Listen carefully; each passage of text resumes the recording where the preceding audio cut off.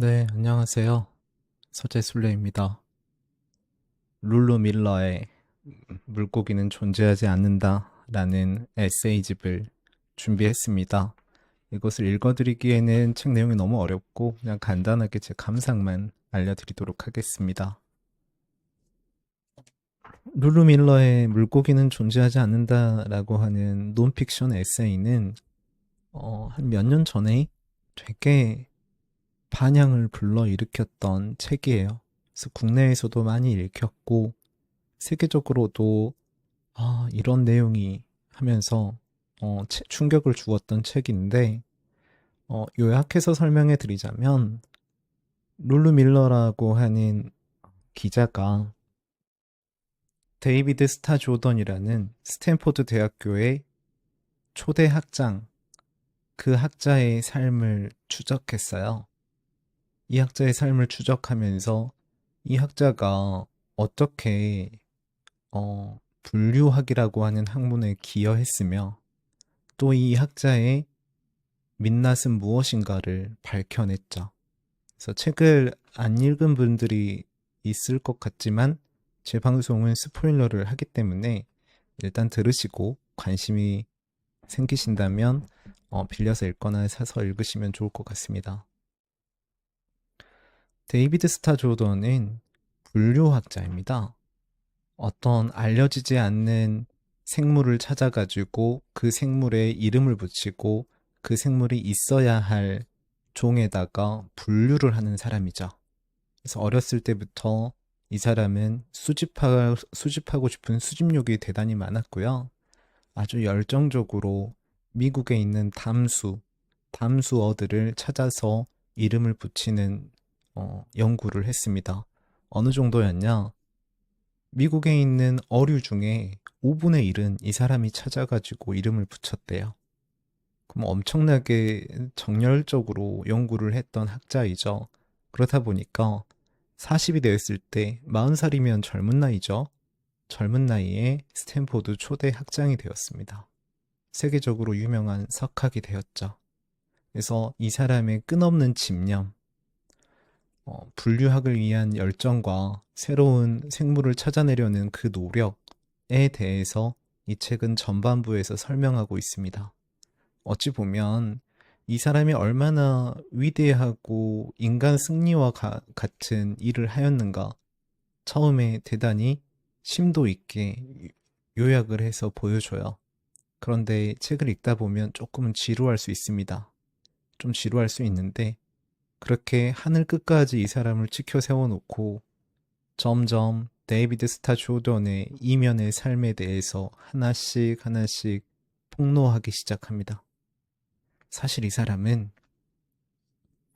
분류학이라고 하는 학문에 대단히 열정적이었지만 인간적인 결함이 있었다. 자기 주변에 부패한 사람들을 감싸주려고 했고 또 스탠포드 이사장인 그 스탠포드 부인 있거든요. 그 부인을 독살한 것 같은 의혹이 있다. 이런 식으로 이 대단한 사람이었는데 갑자기 이 사람 대단하지 않은 것 같은데 라는 의혹을 심어줘요. 이 책을 읽다 보면. 그러다가 이 데이비드 스타 조던이 말년에 했던 일들을 폭로합니다. 데이비드 스타 조던은 말년에 어떤 일을 했냐면 아주 열렬한 우생학 추종자였습니다. 우생학이라고 하는 것은 생물은 우열이 있다라는 것이죠. 이것이 되게 비극적으로 발현된 게 히틀러의 아우슈비츠죠. 유대인 학살이죠.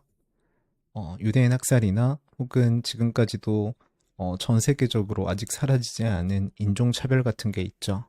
어쩌면 인종이라는 말 자체가 그 안에 차별성을 담고 있는 건데요.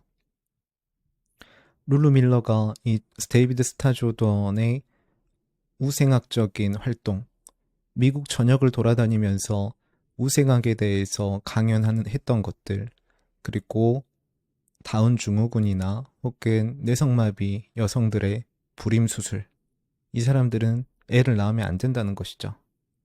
왜냐하면 생명체로 보았을 때 열등한 인간들인데 열등한 인간들이 대를 잇는 것 자체가 옳지 못하다라고 하는 되게 왜곡된 사고를 갖고 있었다는 것이죠. 그래서 데이비드 스타 조던의 비도덕적이고 그리고 또 분류학적으로 매몰된, 지금 인간마저도 분류를 해버린 거잖아요.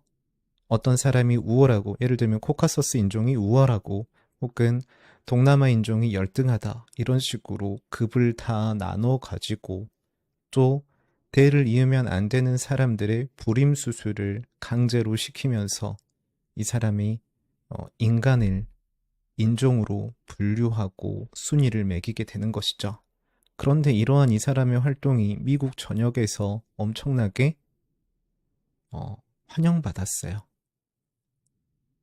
어떤 일종의 인간의 광기가 나타나는 것이죠. 그런데 이 룰루 밀러는 불임 수술을 받았던 사람들을 인터뷰하고 또 데이비드 스타 조던의 행적들을 전부 취재해서 이 물고기는 존재하지 않는다라는 책에 담았습니다. 그래서 이 책의 전반부는 학자로서 데이비드 스타 조던의 집념을 다뤘지만 후반부에서 하늘 끝까지 올려놓았던 데이비드 스타 조던을 땅 밑으로 추락시켜 버렸죠. 이 사람은 학자로서 훌륭할지 모르나 인간으로서 훌륭하지 않았다라는 거죠. 그래서 이 책이 출판되었을 때 스탠포드 대학교 초대 학장이잖아요. 그래서 스탠포드 대학교 곳곳에 데이비드 스타 조던의 흔적이 남아 있었나 봐요. 건물 이름도 데이비드 스타 조던이라는 건물이 있었고 또 통상 같은 것들도 있었나 봐요. 그것들이 전부 철거되었습니다. 실제로요. 거기에서 몇 가지 부분을 잠깐 읽어드리겠습니다. 데이비드 스타 조던은 죽는 날까지 열광적인 우생학자로 남았다. 마지막 순간의 깨달음이나 회한을 보여주는 증거는 전혀 없었다. 자기 노력의 결과로 칼질을 당하고 흉터와 수치만 남은 수천 명에 대해서도, 자기 권력을 놓지 않으려 투쟁하는 와중에 짓밟힌 사람들, 제인 스태퍼드, 그에게 명예가 훼손된 의사들, 그가 해고한 스파이, 그에게 성도착자 소리를 들은 사서에 대해서도, 오싹했다. 그 잔인성과 무자비함이, 그 추락의 무지막지한 깊이와 그 파괴적 광란의 크기가 토할 것 같았다. 내가 모델로 삼으려 했던 자는 결국 이런 악당이었던 것이다. 자기 자신과 자신의 생각에 대한 확신이 너무나 강한 나머지 이성도 무시하고 도덕도 무시하고 자기 방식이 지닌 오류를 직시하라고 호소하는 수천 명의 아우성. 나도 당신과 마찬가지로 인간이요. 도 무시해버린 남자. 어떻게 이런 일이 일어난 것일까? 숨어있는 보잘것없는 것들에 몰두하고 관심을 기울이던 그 상냥했던 소년이 어떻게 바로 그 숨어있는 보잘것없는 존재들을 기꺼이 말살하려는 남자가 된 것일까? 그의 이야기 중 어느 지점에서 변한 것일까? 그리고 왜? 자, 여기 보면은 데이비드 스타 조던을 이제부터 폭로하려고 할 때 첫머리입니다.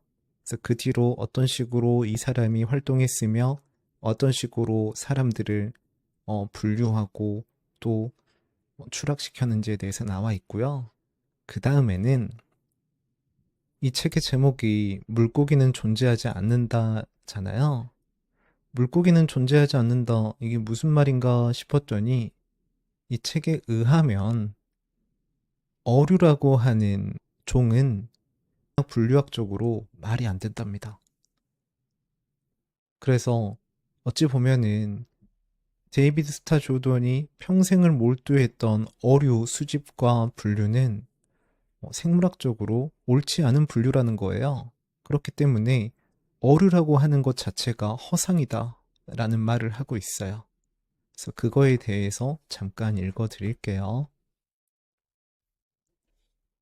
윤에 따르면 둥기학자들은 사람들이 일단 이 사실, 물속에서 헤엄치는 물고기처럼 생긴 생물 중 다수가 자기들끼리보다는 포유류와 더 가까운 관계라는 사실을 받아들이고 나면 이상한 진실이 눈앞에 펼쳐지는 게 보이기 시작할 거라고 했다. 어류가 견고한 진화적 범주라는 말은 실제로 완전히 헛소리라는 진실말이다. 윤의 설명을 빌리면 그것은 마치 빨간 점이 있는 동물이 한 범주에 속한다는 말이거나 시끄러운 모든 포유동물은 한 범주라고 말하는 것과 비슷하다는 것이다. 뭐 원한다면 그런 범주를 만들 수는 있다. 하지만 과학적으로는 무의미하다. 진화적 관계에 관해서는 아무것도 말해주지 못하는 범주이기 때문이다. 아직도 헷갈리는가? 그러면 달리 설명해보자. 수천 년 동안 우리 어리석은 인간들이 산꼭대기에서 사는 모든 생물을 진화적으로 동일한 산어류라는 집단에 속한다는 잘못된 믿음을 가지고 살아왔다고 상상해보자. 산에 사는 어류. 그러니까 산어류에는 산염소와 산두꺼비, 산독수리, 그리고 건강하고 수염을 기르고 위스키를 즐기는 산사람이 포함된다. 그러면 이제는 이 모든 생물이 서로 너무나 다르지만 우연히도 그 고도에서 살아남게 해주는 비슷한 외피를 갖도록 진화해 왔다고 가정해보자. 그 외피가 비늘이 아니라 격자무늬라고 해보자. 모두가 격자무늬를 갖고 있다. 격자무늬 독수리, 격자무늬 두꺼비, 격자무늬 사람. 이렇게 서식지와 피부 유형이 같다 보니 이들은 모두 동일한 종류의 생물처럼 보인다. 모두 산어류인 것이다. 우리는 그들이 모두 한 종류라고 착각한다. 우리가 어류에 대해 해온 일이 바로 이와 같다. 수많은 미묘한 차이들을 어류라는 하나의 단어 아래 몰아넣은 것이다. 실상 물속 세상을 들여다보면 비늘로 된 의상 밑에 산꼭대기 산어류들만큼이나 서로 다른 온갖 종류의 생물들이 숨어 있다. 자, 이게 무슨 말이냐면 데이비드 스타 조던이 어류를 비늘을 가지고 있고 물속에서 사는 동물로 정의를 내리고 물속에서 살면서 비늘을 가지고 있는 동물들을 전부 어류 속에 집어넣었다는 건데요. 사실은 그렇게 생긴 생물들이 포유류랑 가까운 생물들이 많다는 겁니다. 그렇게 따지면 어류라고 하는 범주는 단순히 생김새가 비슷해서 만들어진 생물학적으로 근거가 매우 빈약한 것 아닌가 라고 문제를 제기하고 있어요.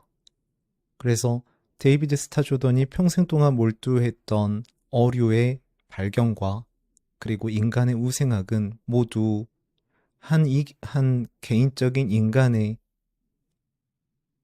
임의적인 분류였고 상상의 범주였다는 것이죠. 다시 말해서 망상 속에서 평생을 살아간 사람이라고 비판하고 있는 겁니다. 저는 일정 부분 동의해요. 제가 대학교 졸업하고 나서 어떤 회의론에 많이 빠졌었는데 어떤 가치관에 대해서 만고불변하다고 믿는 사람, 너무나 확신하는 사람의 의견을 경계하는 그런 버릇이 들었어요. 그래서 지금 물고기는 존재하지 않는다와 같은 책에 나오는 것 같은 사람, 자기가 하는 말이 무조건 옳다라고 확신하는 사람의 말에 대해서 의심을 하다 보니까 약간 회의주의자가 된 경우가 있는데요. 그래서 나한테 이제 어떤 사람이 이렇게 물을 수 있습니다. 그렇다면 너의 의견은 무엇이냐? 너는 회색 인간 아니냐?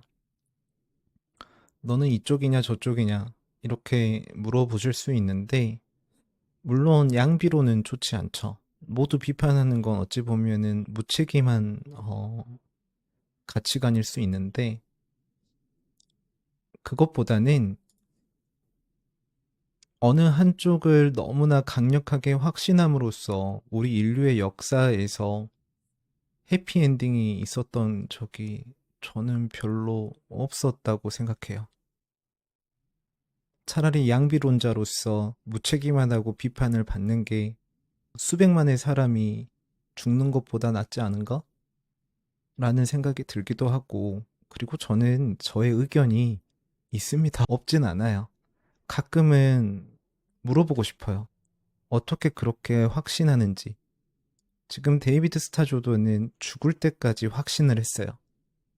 인간에게는 어떠한 생물학적인 우성과 열성이 있다고. 그 믿음의 근거가 사실은 상상의 범주에 해당한다는 것을 현대생물학에서는 근거를 들어서 비판하고 있잖아요. 그래서 모르겠습니다. 요즘은 되게 상대주의적인 가치관에 경도되었다라는 생각이 들어요, 저도. 음, 좀 더 저도 책을 읽고 생각을 하면서 의견을 정리하겠다라는 생각이 듭니다. 어쨌든 지금 이 물고기를 존재하지 않는다라는 책은 그런 한 인간의 역사를 추적하면서 어떤 사람이 고집을 가지고 평생을 몰두할 때 다른 비극이 형성될 수 있다는 점에 대해서 보여주는 책이고요. 또 논픽션이라고 하는 게 정말 큰 힘을 갖고 있다는 걸 알게 됐어요. 제가 논픽션 그렇게 많이 읽지 않거든요. 저는 약간 가공의 세계를 더 좋아하는 편이라서. 그런데 이 책 읽고 올리버 섹스의 책도 좀 읽어보기 시작했고, 그래서 좀 더 제가 세상을 바라보는 시야를 넓히게 된 책이 아닌가. 그런데 여러분들 안 읽어보셨다면 읽어보실 때 처음에 한 100페이지 정도는 잘 안 읽힙니다. 이 책의 단점이에요. 글이 재밌지는 않아요. 제가 예전에 말씀드렸던가요? 일단 글이 재밌어야지 끝까지 읽힌다고. 그래서 그런 면에서 이 책은 조금 단점이 있다. 글을 재밌게 쓰지는 못했다. 그래서 조금 참으면서 읽으시다 보면 점점 소름 돋는 경험을 하게 되실 거라고 생각합니다. 자, 이렇게 룰루 밀러의 물고기는 존재하지 않는다에 대해서 이야기해 드렸습니다.